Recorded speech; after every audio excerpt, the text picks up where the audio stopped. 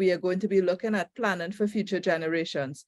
And our panelists, Ria Mankee Sookram, an attorney at law from Trinidad and Tobago, Mohini Soamaroo from Guyana, a corporate secretary, and we have Ronaele Dathorne Bayrd, who is a partner and ESG leader at PwC in the region. And our moderator, a much loved CCGI director, someone I have known for many years and truly appreciate. It's Avia Maria. So I'm going to introduce Avia. Now, all of you would have the profiles for all of our speakers and panelists, which was shared with you in the agenda this morning. But I'm going to just introduce Avia briefly and then have her introduce her panelists to begin with this last session for today. So Avia is a business executive with 3 decades of experience in leadership, strategic management, and business development. She has a wealth of knowledge of the retail industry, supply chain management, and procurement strategies. She's a seasoned management professional with governance and financial management skills, and I can attest to the fact that she has excellent communicating and networking skills. She has introduced me to so many persons, even beyond Guyana.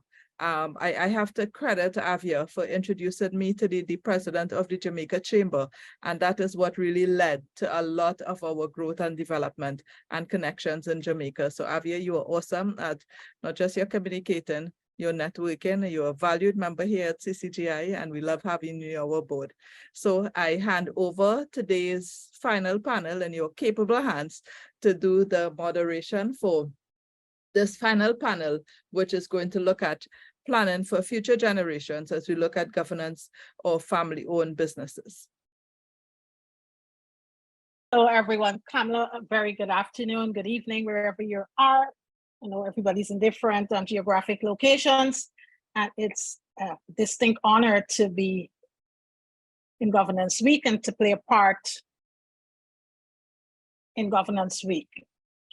So I've come here with a blank slate, and that's in Sunday, and there was a wealth of learning and nuggets that I took away. I have tons of notes that I made on my computer, and this has just been a transformational experience for me. I don't know about any of you, but what I want to commend all of you here today is that you took the time to stay the entire day. And that speaks to your commitment to this cause. And I know that you all will rally around the charge of us ensuring that we have let's say a country or a world where our children and grandchildren and generations to come can benefit. I learned about a book session from our chair, Nigel Romano, and he spoke about, told us about this book called Speed and Scale, a global action plan for solving our climate crisis by John Doerr. And I saw something that was quite interesting because it speaks to planning for future generations. And this is what I read. I'm scared and I'm angry. In 2006, I hosted a dinner after a screening of an Inconvenient Truth, former Vice President Al Gore seminal documentary on the climate crisis. We went around the table for everyone's reaction to the film's urgent message. When it came to my 15-year-old daughter, Mary, she declared with her typical candor, "I'm scared and I'm angry." Then she said, "Dad, your generation created this problem." And I thought that was a fitting thought to share because we're talking about planning for future generations. And here a 50-year-old is telling her dad, "Dad, your generation created this problem and you better fix it." This afternoon, I have with me an amazing group of panelists. I'm not going to read their bios because it's in the pack, and I'm just going to highlight a couple of nuggets. I'll start with Ria Mankee Sookram, who's an attorney at law and corporate secretary, family business advisor from Trinidad and Tobago. And something that jumped out of me, Ria specializes in family business and family wealth advising and regularly provides legal, succession, governance, and conflict management solutions to family-owned businesses. She's also the author of The 7 Domains of Family Business, Journey to Multi-Generational Legacy. I think that's a perfect person this afternoon to talk about passing a legacy and planning for future generations. Ria holds a degree in mathematics and chemistry, law from the University of the West Indies, and professional certifications in family business advising, family wealth advising, and negotiation leadership from the Harvard Law School. I'm now going to introduce Mohini Soamaroo from Guyana, like myself, and Mohini has over 12 years of experience as a corporate secretary in the public sector in the maritime industry in Guyana, and she has an excess of 25 years of professional experience in the field of accounting, administration, management, and is the holder of a master's in business administration. And last but not least, we have an expert, Ronaele Dathorne Bayrd.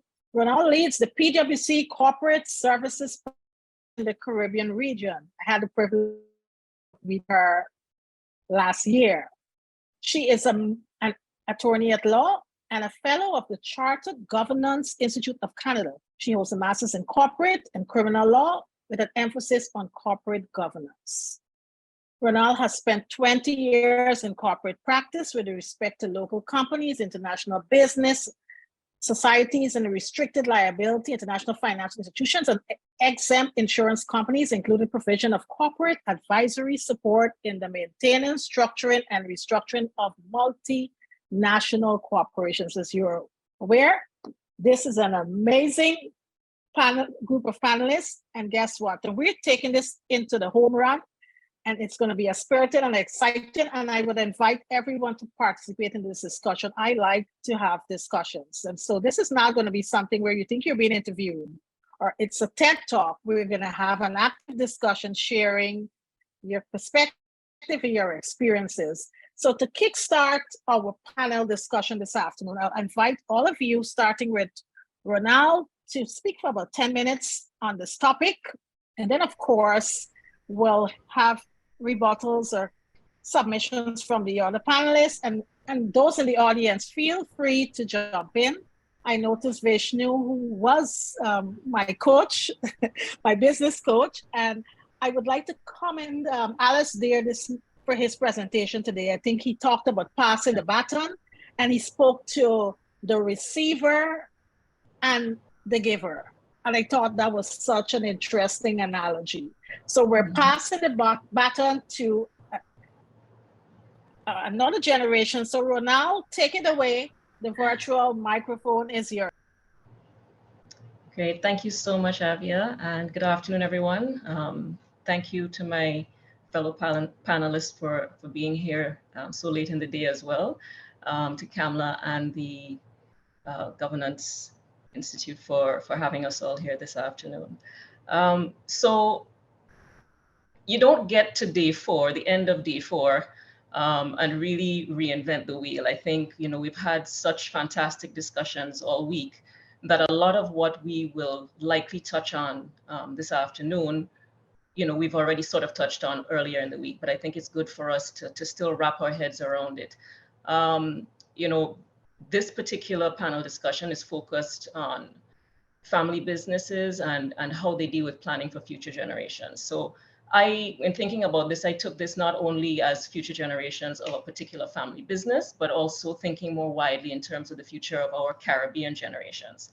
Some of these companies are able to intrinsically see that there is a moral value making ESG, including contributing to that circular economy, part of the purpose of their companies. And so making it part of their strategy, because that's how ESG gets life, by becoming intrinsically part of the strategy of an organization. But there are, of course, many others that need a bit more convincing. To these more stubborn family-owned companies and small, medium-sized entities, I think what we need to do is drive a discussion for them to consider whether their goal is to stay that size, to stay small and family-owned, or to grow and expand, whether they want to aim bigger and better for their future generations. They're planning for those future generations. What do they envision? So I think the areas of focus for these companies kind of falls into a few main areas. The ability to grow, I think, demands the ability to become more professional and to become therefore more competitive. Now, Alice there spoke really well about this particular issue this morning, and the fact that his family company was willing to embrace the need to look outside of their own skill sets to ensure that they're able to grow on a sound footing. So that requires the ability to attract those key resources. And the reality is that most current and future key resources, like that 15-year-old you just mentioned, Avia, they have no tolerance for bad behavior. That includes my 15-year-old as well. They have no tolerance for those who view economic success as being a right that they are to have at the expense of our societies and our environment. They're not going to give their talents to those who are not willing to do the right thing. So to be able to harness those talents the way Alice Dare's family was able to, you have to think about how you're going to attract them. That's also true of current and future customers as well, because those generations are also going to use their economic power to decide which family-owned companies am I going to help grow and which are going to otherwise remain mom and pop operations, for want of a better term. There's also, I think, thirdly, the need to consider the issue of growth in terms of how do you ensure that you're part of a value chain that spans the region and the globe. And Kamla touched on this in our last panel discussion, because the reality is that to grow a company has to be able to access and expand in terms of their products and their services and their customers. So our Caribbean small companies and medium-sized companies, they may not currently be concerned about making ESG an intrinsic part of their strategy because they think, well, you know, these EU requirements and UK and US, they don't touch me directly. But the reality is that if you want to grow, you have to think about positioning yourself to be competitive and how you make sure that you either continue to be part of a value chain that you're currently enjoying, and also making sure that you're not going to be excluded from ones in the future. Then there's the issue of ISSB, because as of this week, the impact of IFRS's take on sustainability reporting is a reality. And again, to position oneself to grow, you have to be able to meet those requirements moving forward. IFRS touches many of most, if not all of our Caribbean companies. So although it's still being unpacked, it's not going anywhere. And it's going to become our reality very soon for any company that has growth aspirations. The last thing I thought about in trying to wrap my head around this discussion is, if you're planning for the future of your own family and the future of our Caribbean region, our very survival is the whole point of our discussion this week. The inability to protect ourselves from the ravages of climate change, that just, you know, has to be part of our discussion. It is too real for anyone to ignore. But the pushback that we will often get is that our small island developing states, we contribute less than 1% to total greenhouse gas emissions. So a lot of our people are thinking, well, we're not creating the problem, or we're feeling the most pain, but so why do I have to help fix it? But the reality is that it is still our collective responsibility. And we have to shout the loudest because we're feeling it the most. But in shouting the loudest, and in positioning our leaders to go to places like COP and continue to shout, we have to be able to demonstrate that we too are doing our part to fix the problem. There's no point in pointing fingers and we're not having whatever positive impact that we can have. So, you know, when our leaders went to COP27 in Egypt, they lobbied for our economic rights, and they flagged the importance of the Bridgetown Initiative, and they made demands for loss and damage funding and things like that. But they have to be able to do those things, in my view, demonstrating that those that have the economic power, our businesses, whether they're family-owned, medium-sized, or larger corporations, that we are doing our part.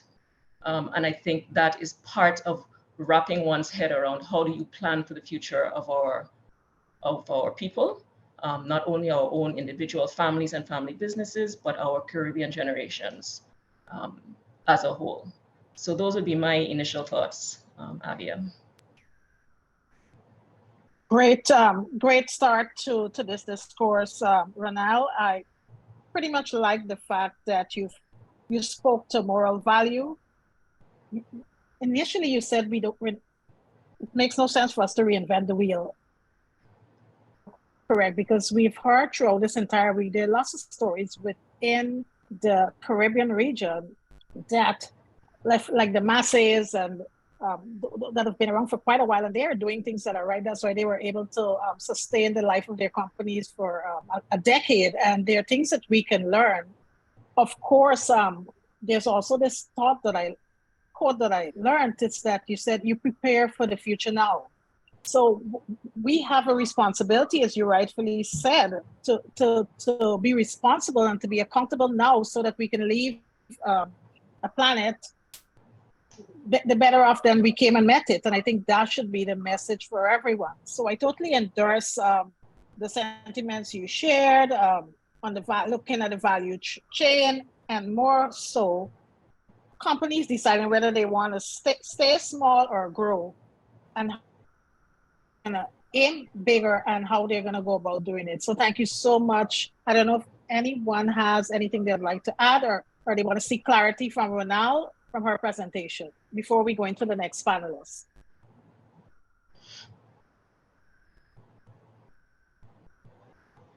And guys, there's on your screen, there's a reaction button, that you can also share a reaction, so the panelists can know that you're engaged, and feel free to drop a comment in the chat. If you want to speak, you can also raise your hand. So we'll move swiftly along to Guyana, and I'm going to ask Mohini Soamaroo from Guyana to make her presentation. Thank you, Avia.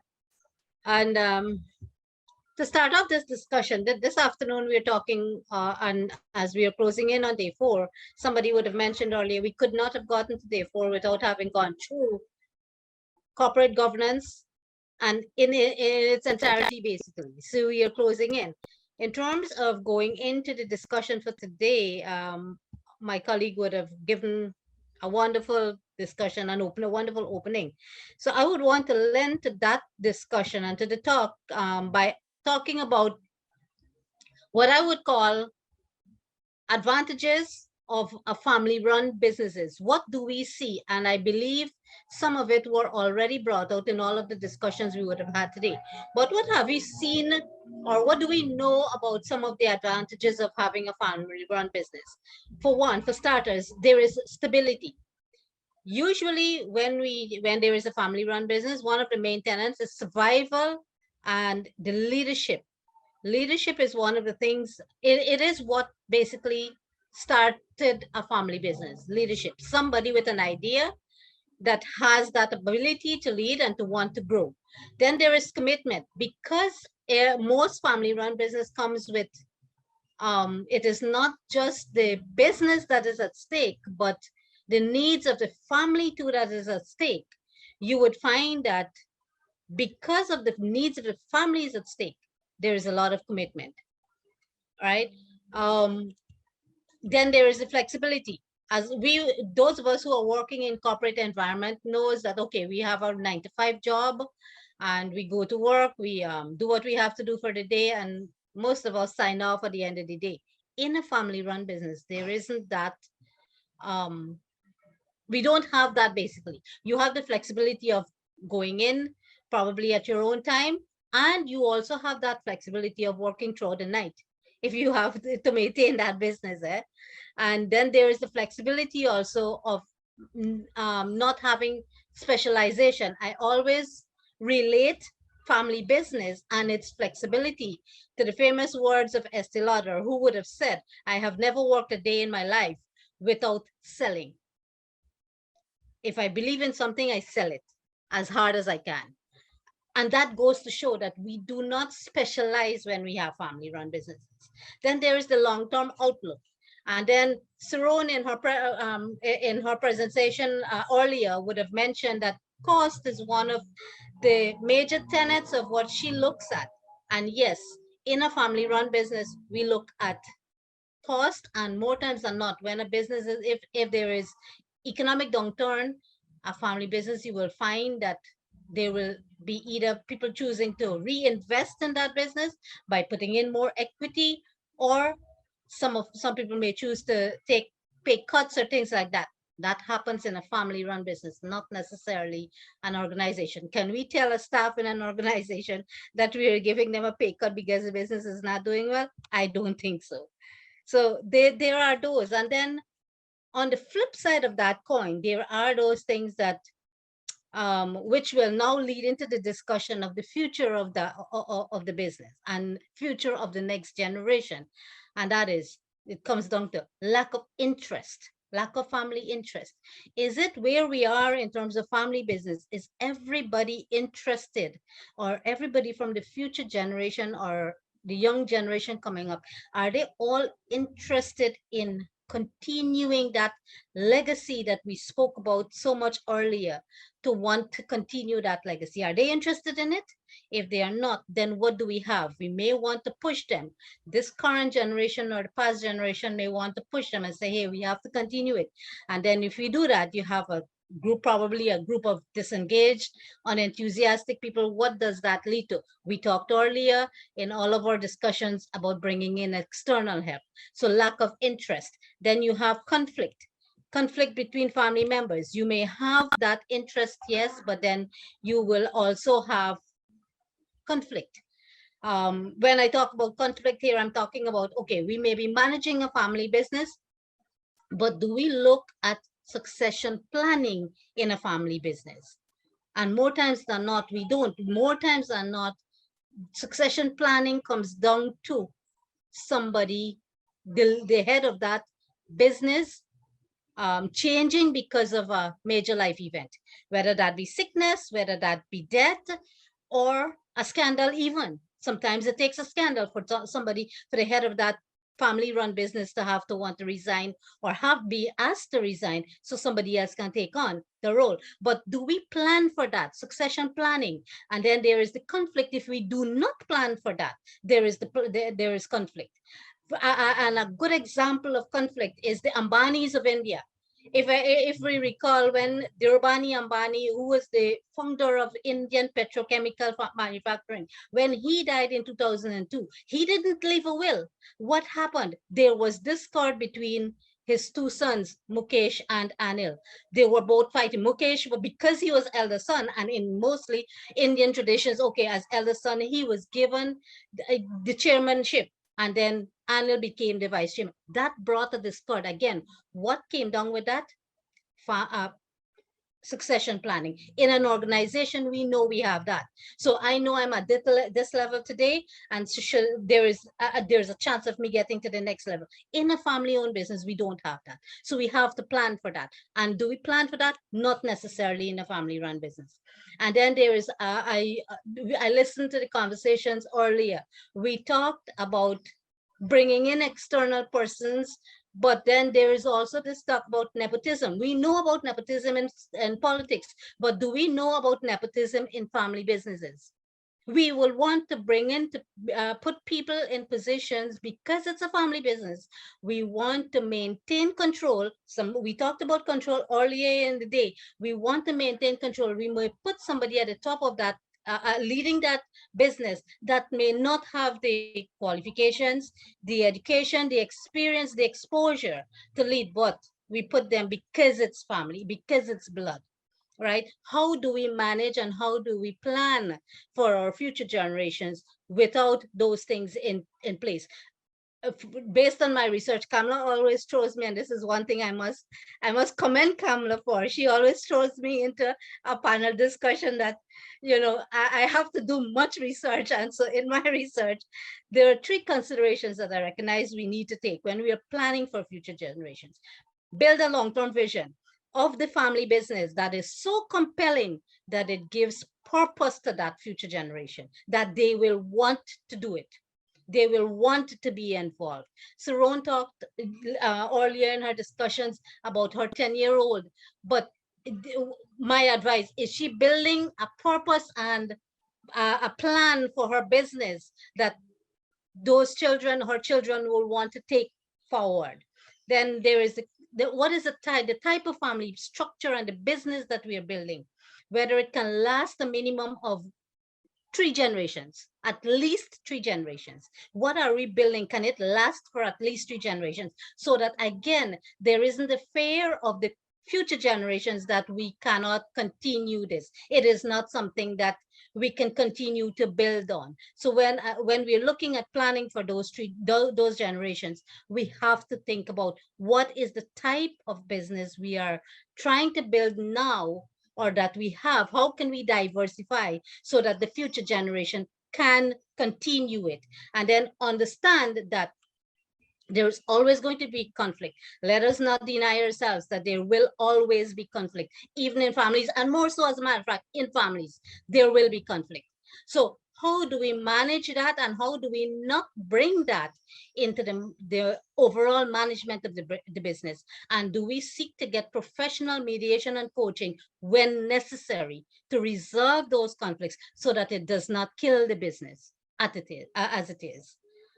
And again, UNESCO in 1997 would have passed the Declaration of Responsibility of the present generation towards future generation.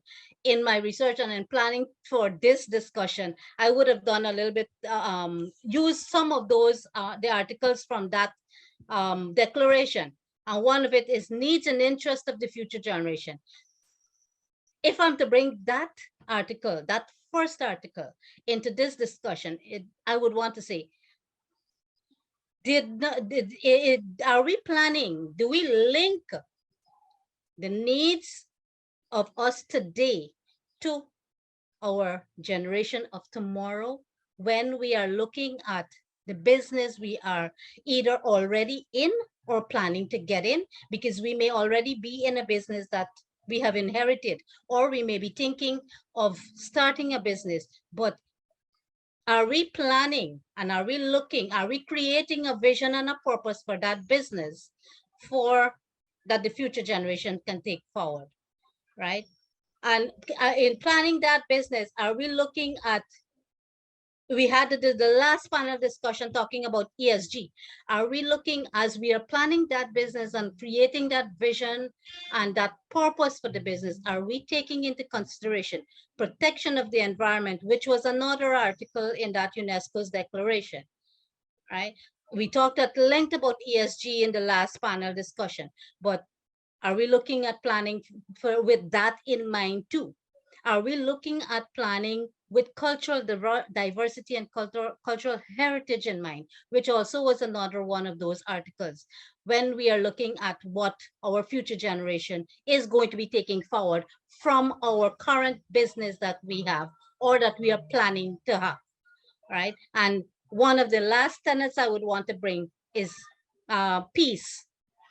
Are we looking at, again, it comes down back, managing the conflicts in a business, because as I mentioned before, family-run business may have the most conflict simply because we may want to feel that, you know, let me give an example. Let's say, okay, it's a family-run business from generations. This is an inheritance. You have children, and so you have one set of children, and then you have another set of children. Who do we hand down the business to? Do we hand down the business to the son's children or the daughter's children? And those are things that can create conflict and so we have to, and was there conflict between the son and the daughter before? And if there were, do we bring that into this generation and give the future generation ideas, you know, to want to have to create issues? So those are some of the tenets, Avia, I would want to bring, and discussions I would want to open in terms of as we talk about planning for future generations in a circular economy. Mohini, I just want to commend you for that very passionate presentation. You covered 3 elements. You spoke about the advantages of family-run businesses. You highlighted disadvantages as well, and you spoke to the UNESCO declaration, and you highlighted 4 nuggets. And thank you so much for sharing those highlights. And you asked some thought-provoking questions, which I'm hoping that we can find answers for during this course. So without further ado, I'm going to invite Ria Mankee Sookram to make her contribution to this discussion. The virtual mic is yours. Thank you, Avia. And oh boy, I have some big shoes to fill after Mohini and Ronaele. So of course, I am absolutely honored to be on this panel, and it's just been a fantastic governance week so far. And I am happy that the theme is an all-encompassing theme, a circular world, because over the past few days, we've been hearing about CE principles and how they can be applied in our businesses. But for a business owning family as well, I think adopting circularity means going beyond the business. It really means implementing it into our family structure as well to truly create that CE world, right? So how do we apply circularity principles in the family? So in general terms, if we go back to a definition of circularity, then it means avoiding and finding value in waste. And that's not just of natural resources, but it's also of the human resources as well within the families. And I go back to the 3 concepts: eliminate, circulate, and regenerate. And I think those are really good concepts that we can use to apply it to the family part of the business. So if it is we will look at eliminate, we know that it's not inevitable now for waste and pollution to be consequences of production. Avoidable waste could be eliminated. And CE is really that industrial economy that is restorative, regenerative, by intention and design. And I think that is the key as well, to focus on how the design of the structures can address this waste and pollution. So when we're looking at a family business, it's by intention and design to create these structures in the business to eliminate waste, promote circularity that is regenerative, and also to create structures in the family that eliminates waste in the form of wasted opportunities. And Mohini would have mentioned a couple of those wasted opportunities. So in terms of applying this eliminate concept in the business, there is an example of an SME, a carpet manufacturer, and their aim was to remove all environmentally unstable substances in their carpet tiles.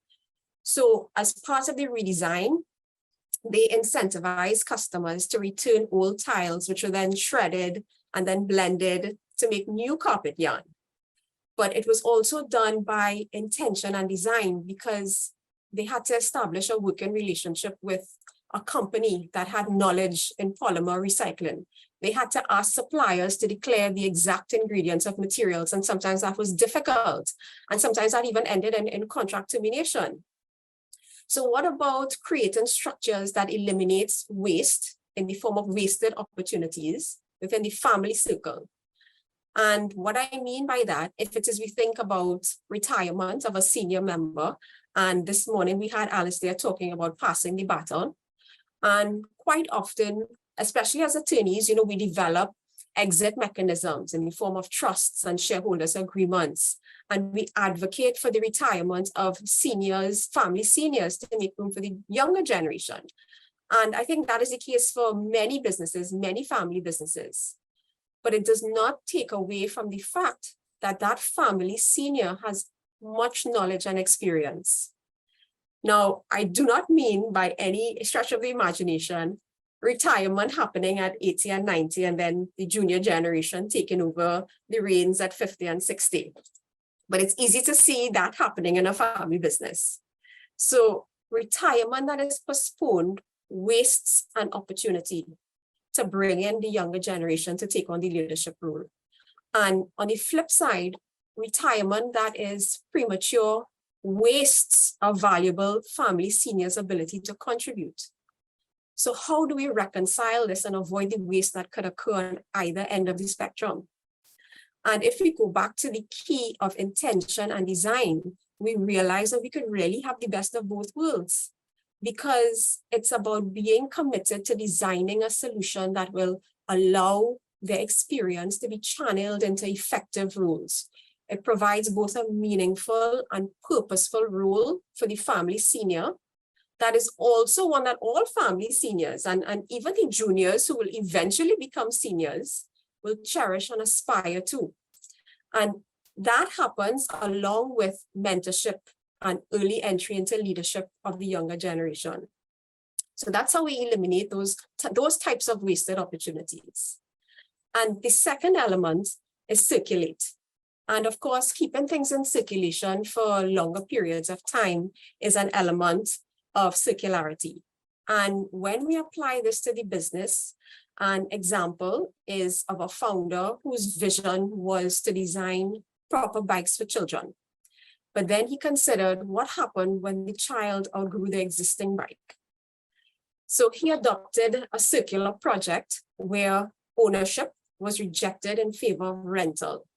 So when the lessee no longer requires a bike or outgrew it, it was returned to the factory and refurbished and rented again. And the very same idea of a shift of ownership of a product towards leasing can also be applied to the family. And in this case, the shift will be from an ownership of assets towards a stewardship of assets. And that is a type of mindset. And during this week, we have heard that what is required is a mindset shift. What is required is a reframing of our thinking. And it was in Derek's presentation 2 days ago, he pointedly said, CE is not about recycling. That's the last thing. It starts with rethinking. And that type of mindset towards stewardship of assets brings a particular clarity on the freedom and consumption of assets, as well as on the assets that are truly circular, belonging to nobody in the family, but being the subject of stewardship that will ensure our continuity.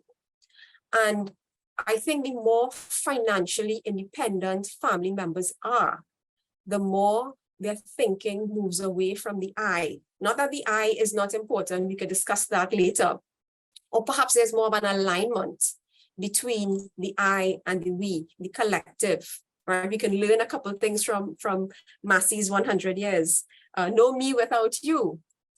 And I think when that happens, effective stewardship of family businesses, the assets, the wealth, is much easier to implement in a family, because we certainly want to avoid a situation where family business members are forced to be dependent on the business. We are forced to be dependent on our parents for money, even as adults, because the likelihood is that on the passing of our parents, they will be clamoring for ownership rather than truly celebrating the assets and these resources, a stewardship of those assets and resources that their parents would have left behind for them.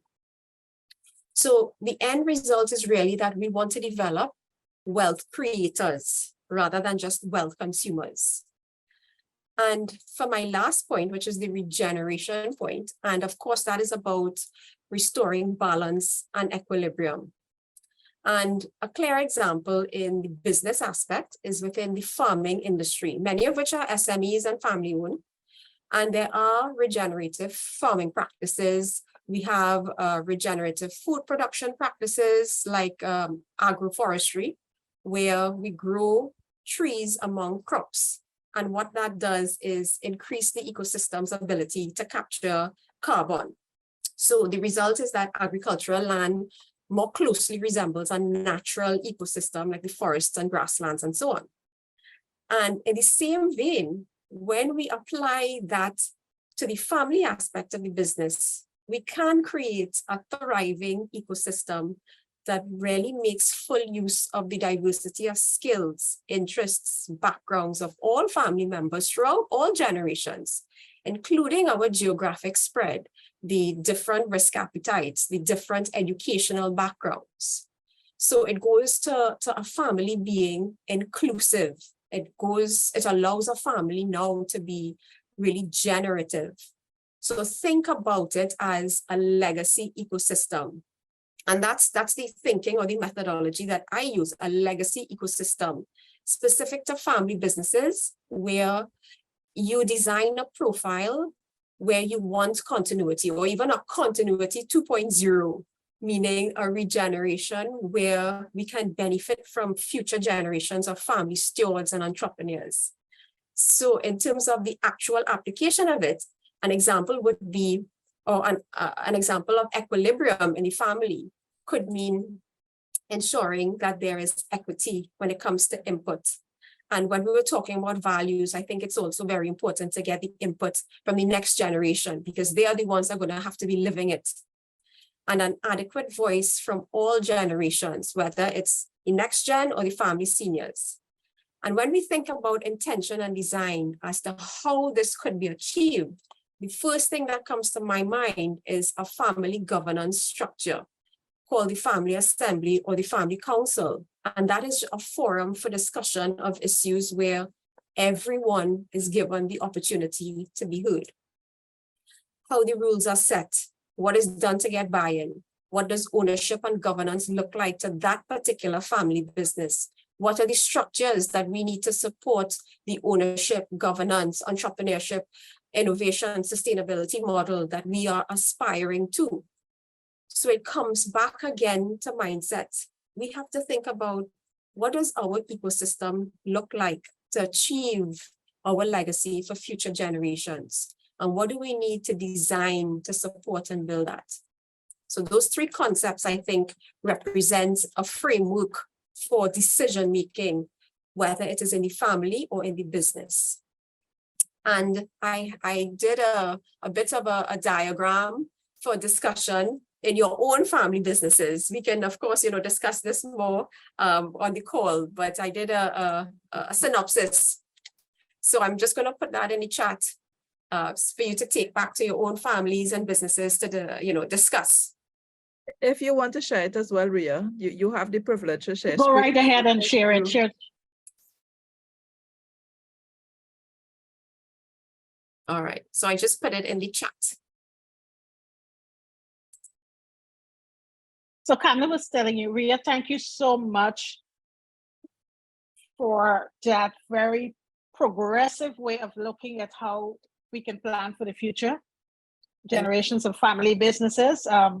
I really liked the fresh insight you brought to this discussion, a different dimension. You spoke to mindset, and I liked the fact that you were able to put everything in a capsule using eliminate, circulate, and regenerate.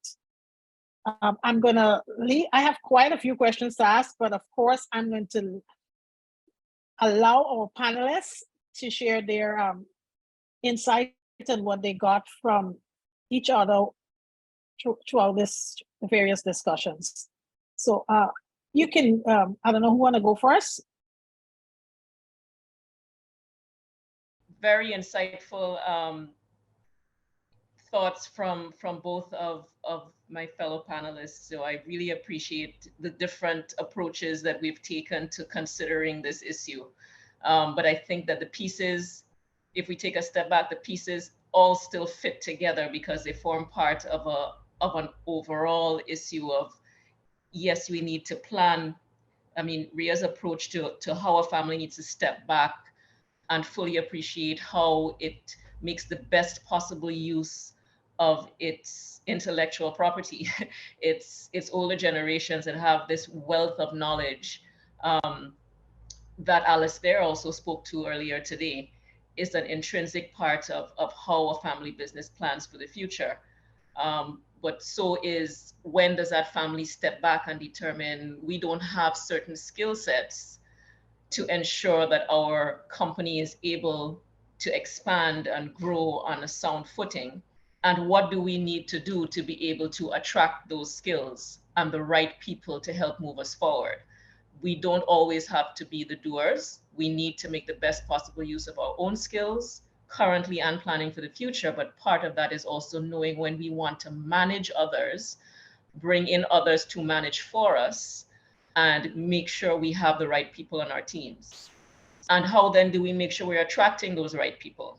Because again, 15-year-olds who are intelligent and will be out of university in 10 years with the right skills and the right qualifications are growing up in a world where every day they understand the impacts that we are having on the environment and that we are having on society. And they have no tolerance for discrimination and for an abuse of our resources.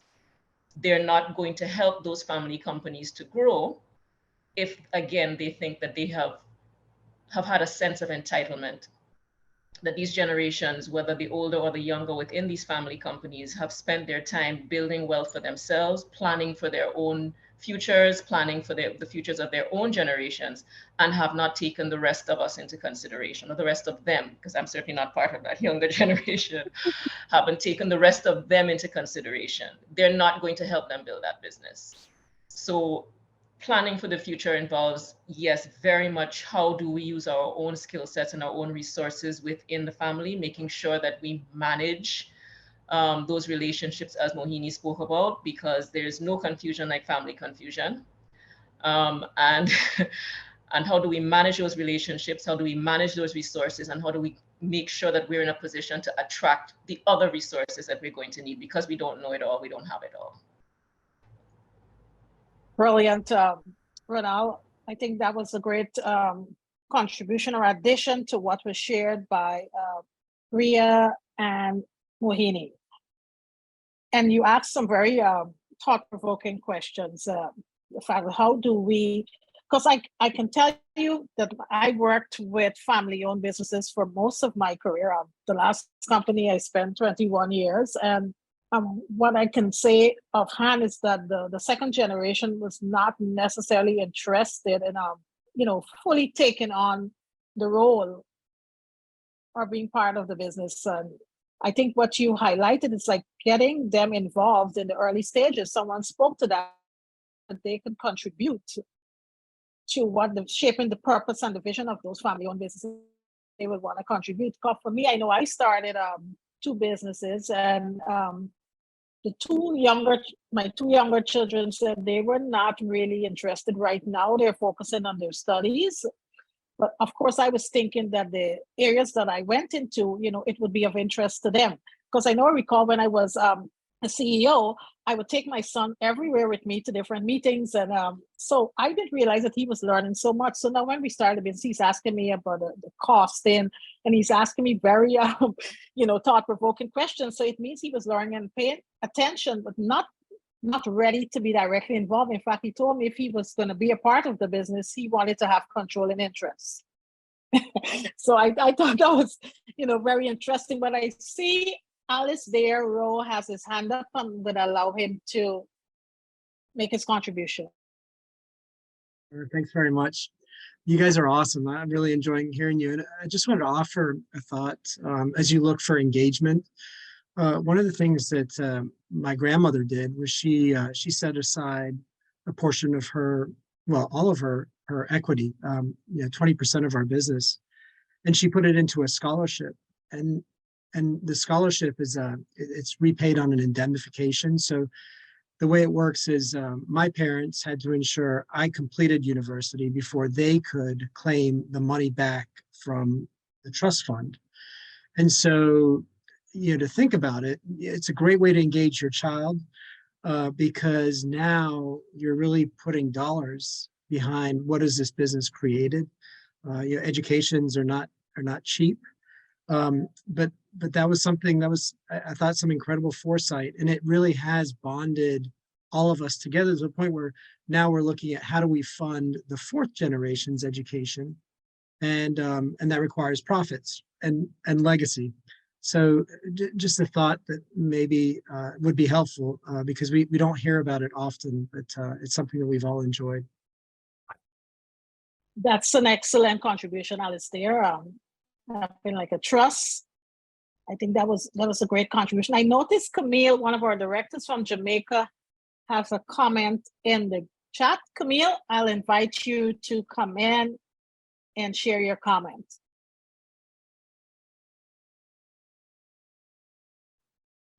Hi there, everybody. Oh, Alistair, your grandmother was a woman before her time. She was really wise. But in all the discussions, I am just wondering, don't businesses see the stock exchange as the way to eventually go? In Jamaica, we incentivize businesses that go on the stock exchange in the junior market.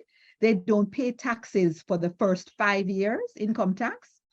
And then for the next 5 years, they pay 50%.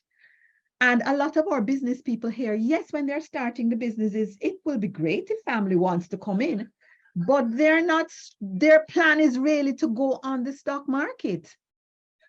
That's not the thinking I've been getting, listening to everybody today when I've been able to listen in. So Camille, I think that was an interesting segue that you brought up there. So I would allow the panels. I think we need to hear from Mohini. She did not speak. So Mohini, I don't know if you want to respond to Camille and comment on what Alice there has said. First of all, let me take Camille. With regards to the fact of selling stocks or selling shares, it is, yes, in a family business okay, I'm not a descendant of family business. I haven't started one as yet, planning to start one, but do I have somebody to take over? No, I don't. So whatever plans I'm making has to be from not a generation to generation, but probably not direct bloodlines. But anyways, with regards to answering the question as to whether families selling stocks, we have to be, yes, it is an option. In my opinion, it is an option and it should be used. But again, it is family business. And as we would have talked about earlier, we want to keep control, and we have to be careful when we are looking at selling shares that we do not sell the shares. One of the tenets of not selling shares is that we don't sell it to family members. I think we remember back in 2008 when Samsung CEO had to resign because he sold shares to his son. So selling shares, yes, but we have to make sure that corporate governance is absolutely there and is being looked at when we are thinking about selling shares to generate the revenue for that family business. Alice there spoke about, yes, the education and making profit. That is why we are in business. But the question is, as Camille would have told him, his grandmother was a very wise lady. She would have ensured that education is one of the tenets, and it is definitely something that we have to look at. How can we groom the next generation unless we focus on their education and their development for them to carry our legacy that we want to build or we are building forward? So yes. Thank you, Mohini. Thank you so very, very much. I'm going to come back to you with a question. I notice Dr. Vishnu Durga has his hand up, so I'm going to invite him into the conversation. It's good for us to have a turn between the roses. Thank you for that. Today's been very interesting. I have one device on in my office, so when I go into the office, and then another one with me walking around the yard because it's a holiday here in Guyana. And happy Eid to those of you who are celebrating that. But I believe that, this is the type of discussion that can lift a lot of ignorance out of our business community, because ignorance is basically people not knowing what they do not know. And it's hard to really pass judgment on someone who does not know what they do not know. So what I would like to ask to the panel is, what are some ideas? I know that the CCGI is actively spreading the message, but what can we do in our respective countries to snap businesses, both family-owned and even people who have no intention of starting a family-owned business, but just to be able to sell it or float it on the stock exchange? And I must commend Jamaica for I think in the Caribbean, Jamaica is the most advanced when it's financial landscape, and many Jamaican companies at the moment are in Guyana. They've raised funds on their junior stock exchange and they're coming into Guyana. But the question is really to the panelists, what can we do in our respective countries to increase the level of awareness and education about all the options we've spoken about throughout this week, so we can get the users of our knowledge, we can get more users of the knowledge that we possess in this room here. Well, I will start by answering Vishnu and say let's all have them join CCGI. That was a great And I would endorse that, because even tomorrow in the governance of conglomerates, I see that Ms. Ava Mitchell will be on the panel, and she is the CEO of our stock market here in Trinidad and Tobago, and she's part of developing our junior stock exchange as well. So I think there are about three family businesses on our junior stock exchange at the moment. So it is about education and it is about outreach. So I think your question is an excellent one, and you can stick around for tomorrow because Ava will be here. And definitely, you can ask her those pointed questions as well. And I saw there was a comment from someone. Ria, based on that panel, I wanted to also share, it is in fact a panel of the 3 major stock exchanges. So we do have Marlin Street Forest from Jamaica, and we have Marlin Yard from the Barbados Stock Exchange, who will be joining. And Camille, I think it's such a good point for us to make, because a lot of people have really never thought about expansion and growth through listing on the stock exchange. It's something I'm trying to build awareness of. I have presented the idea to a few people, and the response is generally, as Ria has shared, persons think it means that you're going to lose control. And therefore we have to engage in a huge education campaign. And the idea came to me because last year when we invited Honey Bun from Jamaica to share on their story, and that is when I became aware you could list on the junior stock exchange, and you could list just a small portion, a 20%. 20%. That's right. Now those are not things that even I was aware of, and therefore I think the majority of people are not. So as soon as we could find a space in our calendar, we actually have to go on an education campaign about the value of the junior stock exchange, how you can go about listing, and where you can possibly get advice and all that, because it's a process that you have to follow. But I think it should be a natural thought process for those families that are looking at growth long-term and leaving your business in a strong, sustainable way for future generations. Right, and where your children are not interested. Lascelles Chin just died in Jamaica. This is Lasco, huge. Lasco listed 20% of their shares. Laschin was still very much the chairman. He didn't lose control. But yes, you do now have to comply with the governance rules. But those rules make your business better anyway. And LAS has passed, and the succession is seamless. The business continues. So I really think it's something that, we can think about. Brilliant. I really like how everyone is fired up, and just imagine it's 6:03 in Guyana.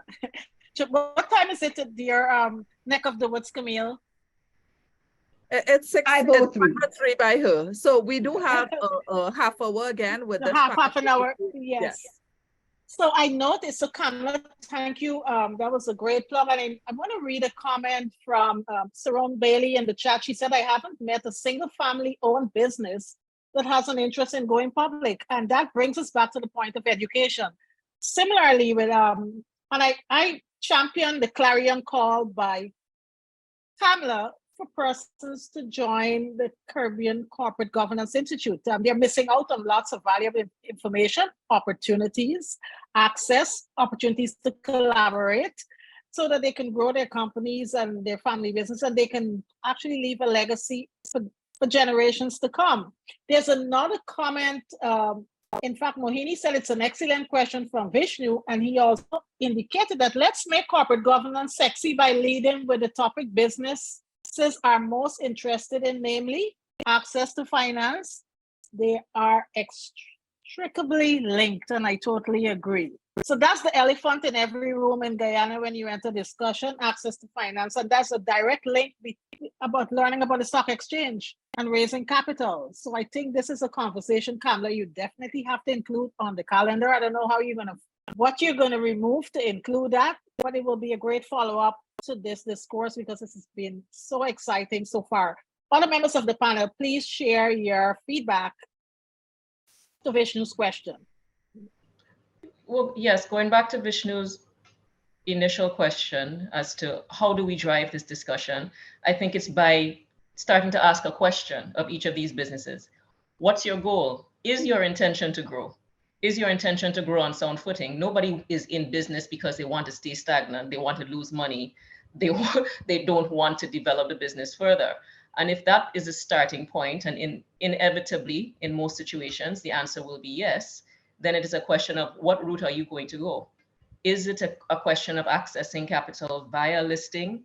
Is it by ensuring that you have the right structure in place, the right skill sets, so that you are in a position to present such a strong business case to lenders privately that you're able to access financing that way? But either way, the motivation is that you intend to grow this business on a sound footing. And so there are paths that need to be taken, but ultimately you need to understand that there's certain requirements that need to be met. And inevitably, it's also going to come back to governance. It's going to come back to ensuring that you have a sound understanding of what it takes to have the right structure in place, to attract the right people, to attract the right people, not only in terms of attracting the right skill sets, but attracting the right people as well in terms of your customer base. Because again, I go back to, there is a level of intolerance that current and future generations have and will continue to have for businesses that are viewed as constantly only looking at the bottom line and doing so at the expense of our society and our environment. They are intolerant. They are not going to lend their talents to these businesses. They are not going to earn hard-earned dollars and hand them over to these businesses. So these things have to be part of your planning, has to be part of your ultimate understanding that they have to form part of your strategy, your purpose, because without that, I cannot see how any business can grow in the current environment without an understanding of these things and making these things in a part of your strategy. And Ronaele, I totally endorse what you said. I think you want to say something, Ria?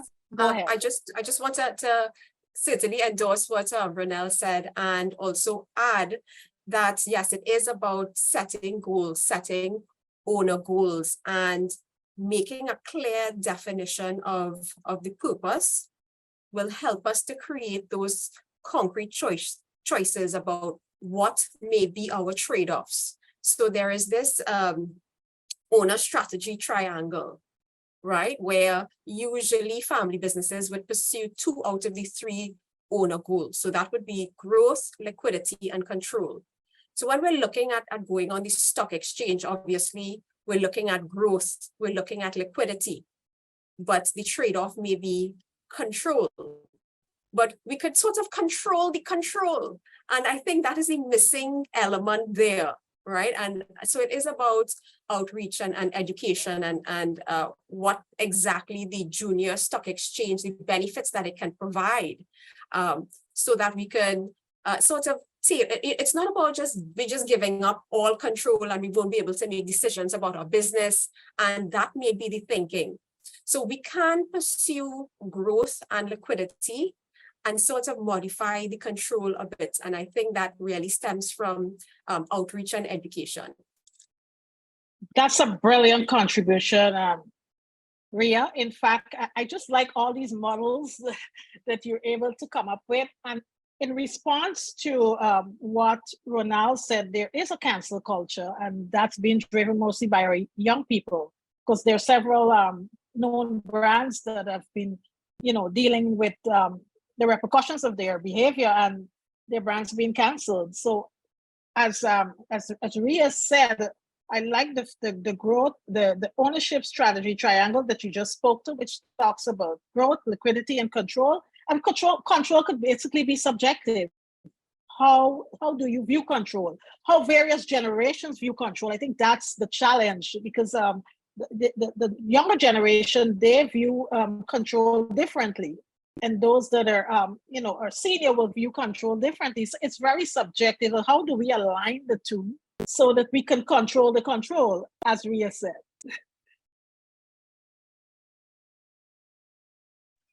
I would want to totally agree with Ronaele in that when we are looking at how do we continue the discussion, it is about what indeed is your goal. What do you set out? What's the purpose? And that determines how we control the control, as Ria is mentioning, because that tells to how much we want to give up. Your goal will ultimately tell how much it is you would want to give up. When you set your purpose, it will ultimately tell you what you're willing to let go of or what you're willing to keep close to you, so that you would be able to, separate the two as to what I can get out of this and what I want to keep out of this. So yeah, definitely. As far as the access to finance goes, it is the big thing in Guyana, especially. Vishnu knows that very well, and I think that's why he's bringing it up. And definitely, how can we make the conversation of corporate governance a little bit more engaging? By talking about corporate governance is probably what it boils down back to access to information, and not just access to finance. Access to the information, because once we have the information, we have the finance. Great. We're having such an amazing afternoon. I'm enjoying the chat is lit up. Saron Bailey, would you like to come on camera and share some of those comments that you've put in the chat? Yes, Avia. I'm enjoying. Yes, please. I'm enjoying the conversation. Going public. As I said, I haven't met a single family business owner that's willing to go public. I mean, in all honesty, I deal with smaller family businesses, and even with the governance frameworks in terms of compositions of their board, we're not even going to the shareholders yet. There's still some resistance to have persons that are external to the family on the board, so I haven't even gone to them with any sort of recommendation about the junior stock exchange. I only found out about that junior market, I think maybe in January of this year. So a lot of people don't know about it, Kamala. So yeah, maybe we need to do some awareness campaigns about it. I know there are a few local companies on it. I'm not too familiar, but I only found out that it exists this year, the junior market. But the small companies, the family-owned businesses, they're very much within themselves. I'm just trying to get them to buy in the non-executive director, So yeah, it's a challenge for me and my own family business. My husband, for example, Mohini spoke about conflict, and not to give too much of my business, but we are very different. We're very different, and the time has come for us to look. You need capital, you need money to run the business. And as of right now, what I'm seeing is that we need to look external to us. We are the ones financing the business. Like, we mortgage our home, we are the ones putting in our own money into the business, and he shudders every single time. He wants to keep it, so there's that mindset again to break, to get those external investors involved, and even if we get external investors, public, he's not even thinking about going there yet. Avia, Thank you so much, Saron, and we can invite Derek. You can feel free to hop on and join the conversations. I love to have torn between roses. So we want to hear from. Yeah, I made a point where I've actually interacted with a few decent sized family businesses. And as I put in a comment, they're a bit hesitant. They not more because of the kind of compliance and the transparency and accountability required. But, you know, what I tell them is that this is actually good by having that, you know, whether it's an auditor or a board or somebody looking at you and challenging you to keep your business on the straight and narrow. So if it has to do with putting in a management system, quality system, a food safety system, OSH system, these are things while it requires time, energy, money, it actually strengthens your business. And that, of course, goes hand in hand with a robust board. Don't put people around you that will tell you what you want to hear. Put people around you that will help you keep on the straight and narrow. And that comes in different forms, whether they be service providers. I strongly recommend management systems as an example. Some people say, oh my God, I have to do so many different things. But by implementing, for example, ISO 9001, it really helps you to structure your business in such a way that after all is said and done, your business can almost run on its own because you have all this such a strong, robust framework in place, which is connected to well-trained people. In my mind, it's something that is very necessary in the Caribbean, where we're not too disciplined a society, and we need a strong framework. But you need that complemented at different levels of the organization, which I'll go back, especially because of the CCGI. A strong board is really needed in a number of these family businesses. And I see Kamala is incredibly energetic and enthusiastic to get more members. Family businesses, I think, let's single them out, because just from what I said earlier, I didn't say it clearly. My experience, second generation is destroying a lot of value. They're inheriting it, but they're not, and not everybody, but the ones a number of them I have encountered, they need the help. Mm-hmm. Avia, just thank to you go so back much to, just to go back to the point that both Saron and Derek made about boards. Saron made the point that she's having a hard time even getting some of these family companies, forget listing, to even think about adding value to their boards and adding skill sets to their boards. And I can think of one client I have who I've seen the growth in that family company and seen how they weathered. Well, we had COVID, we had ash in Barbados, we went through a very tumultuous period. I've seen how that company weathered those storms because of how much more prepared they were than other family-owned and medium-sized companies because of a decision that family took maybe 8-9 years ago. We don't know it all. They brought on 3 extremely experienced individuals in marketing, in banking, in technology. And those individuals were able to help them transform that company in a manner that allowed them to be able to pivot and to be responsive and be prepared for a period that we all went through. But as I said, we throw in the ash in Barbados, it was that much more interesting. That they really weathered that storm, I think, because they took the plunge and were able to prepare themselves by having those additional skill sets on their board. And so I think a point we need to make to some of these companies is that that's an easy win, because at the end of the day, as holding the voting rights, being the shareholders of that company, you ultimately control who is on your board. You don't like the way a director is performing, you remove them. These individuals do not have control of your company simply because you have appointed them to your board. You appoint them today and remove them tomorrow if it doesn't suit you.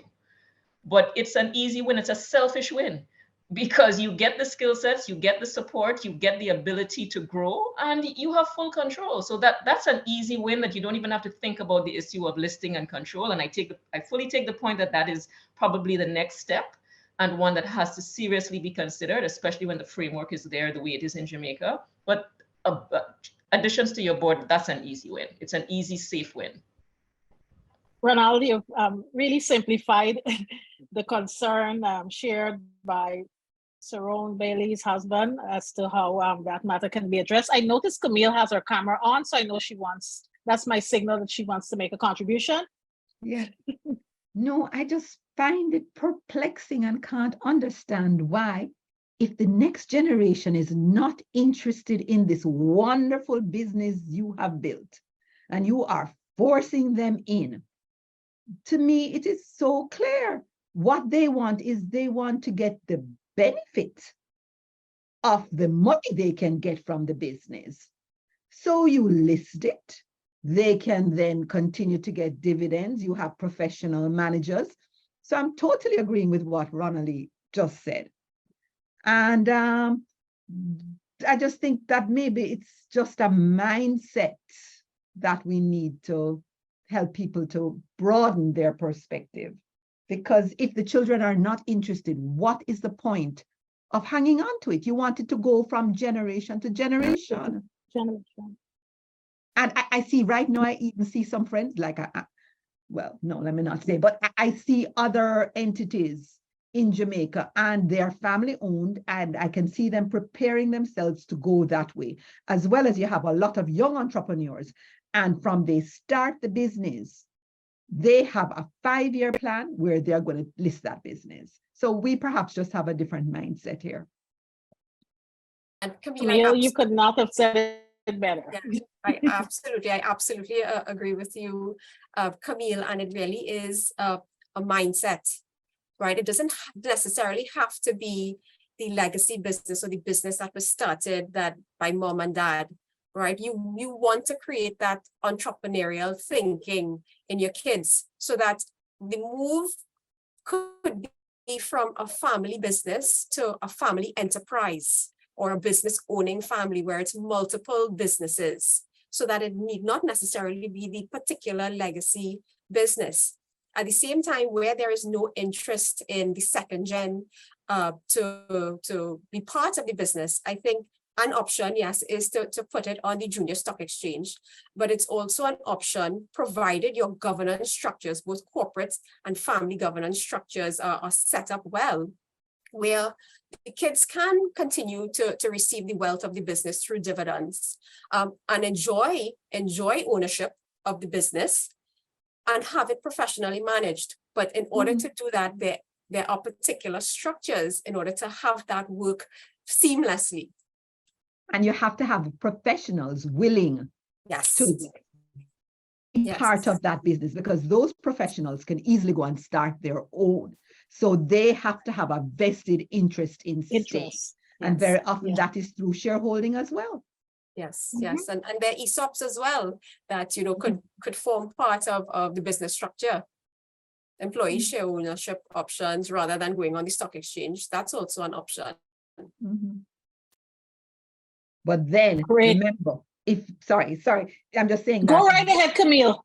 Shares are, when you have shares that are traded, then people can extract their wealth from it so much more easily because there are people to buy the shares.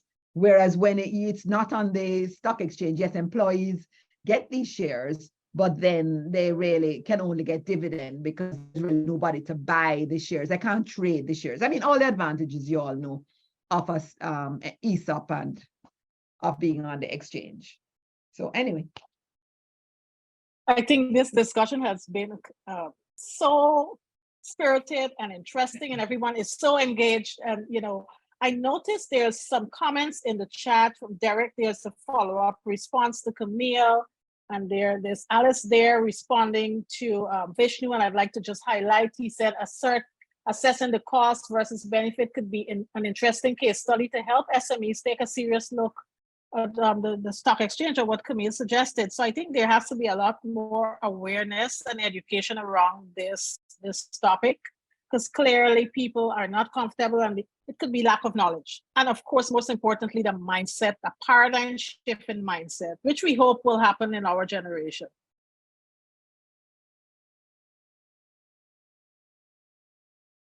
So I am going to ask for closing remarks from everyone, starting with Ria, followed by Mohini. We'll take Ronaele and Camille and Kamla. Thanks, Avia. All right. Well, from today's discussion, I think it was so rich and very informative. And I do recognize that SMEs and family businesses, with the implementation of CE in their businesses, brings with it certain challenges, whether it might be cost barriers, lack of support from the public, bureaucracy, guidelines, and so on. But I think as a family business, you have the benefit, you have the privilege that no other type of organizational structure has. And that is applying these very same principles of eliminate, circulate, and regenerate to the family parts of the business. So your scope becomes wider, your reach becomes wider. So I think the last thing, you use CE as a framework for decision making. Thank you so much. That was great. Mohini? All right. In my closing comments, I would want to, let me first of all say thanks to Kamla for pushing me into this discussion.